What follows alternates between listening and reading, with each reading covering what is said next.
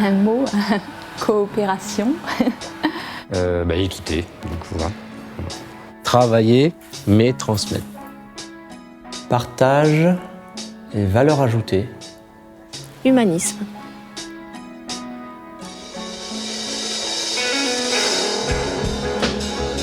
À La Réunion, l'économie sociale et solidaire emploie plus de 24 000 salariés répartis dans de nombreux secteurs d'activité. Entre autres, l'agriculture et l'environnement, l'action sociale, la santé, le sport, l'éducation, la culture ou les nouvelles technologies. Différents types de structures répondent aux besoins spécifiques de chaque activité. Associations, mutuelles, fondations et sociétés coopératives. À La Réunion, plus de 2000 structures ont choisi d'entreprendre autrement en plaçant l'homme au cœur du projet. Allons à la rencontre de quelques-unes des entreprises pays qui font l'ESS aujourd'hui. Nous sommes 2 associés salariés qui avons décidé de nous associer en société coopérative pour un certain nombre de valeurs qu'on voulait mettre en avant, et notamment le fait que les salariés soient impliqués dans la gestion et l'organisation de leur entreprise. Je pense que c'est quelque chose de très important. Chez nous, ça se met en œuvre, par exemple, la conception de nouveaux produits. Chacun y donne sa part, ce qu'il peut apporter à la conception. Et c'est vraiment du travail partagé.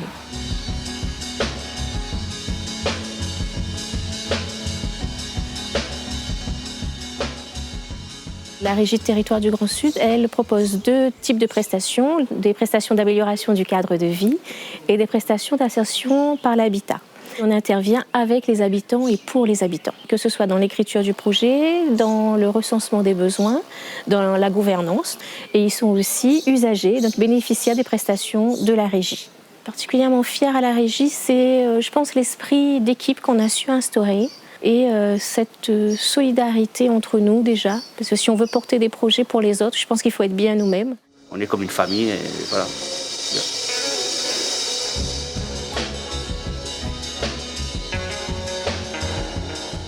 Pendant mes études, on m'a appris qu'une entreprise était là pour faire de l'argent, ce qui me révoltait plus que tout, puisque pour moi, une entreprise, elle est là, si c'est une entreprise du bâtiment, c'est pour faire des maisons, si c'est une entreprise des télécoms, c'est pour faciliter la communication entre tout le monde. Et du coup, nous, on a une philosophie qui, effectivement, on est en scope, mais on n'est pas là pour faire de l'argent, on est là pour faire un métier, pour dépanner des gens qui ont des problèmes de réception ou qui ont des problèmes spécifiques. Et avant tout, on doit les dépanner. Bien sûr, on doit faire de l'argent pour vivre, mais c'est pas le but principal d'une entreprise, pour nous.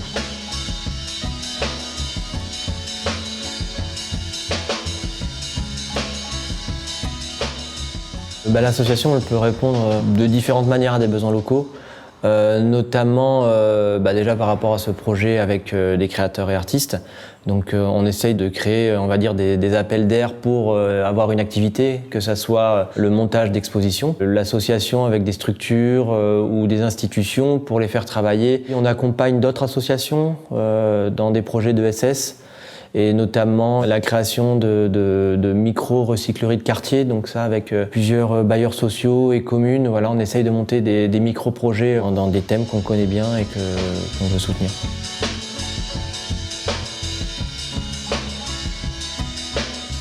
Économie sociale solidaire. Ce qui est intéressant, moi, c'est le S, que l'est au milieu, c'est le centre. Et dans le social, ils mettent l'homme, avec un grand H. Et c'est lui qui doit être au centre. Donc, nous travaillons avec Bande de Monde, que l'on a le moins de facilité dans des entreprises traditionnelles.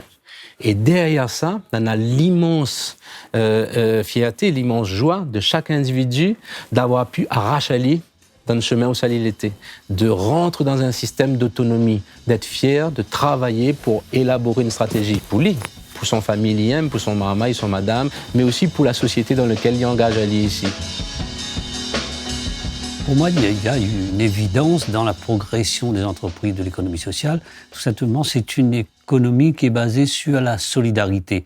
En période de crise, on a davantage besoin de solidarité. On a besoin d'imaginer des modèles collectifs pour mieux faire face aux nouveaux aléas de l'existence, et notamment provoqués par souvent le libéralisme ou le capitalisme à outrance. L'économie sociale, en un mot, c'est l'homme au cœur de l'économie.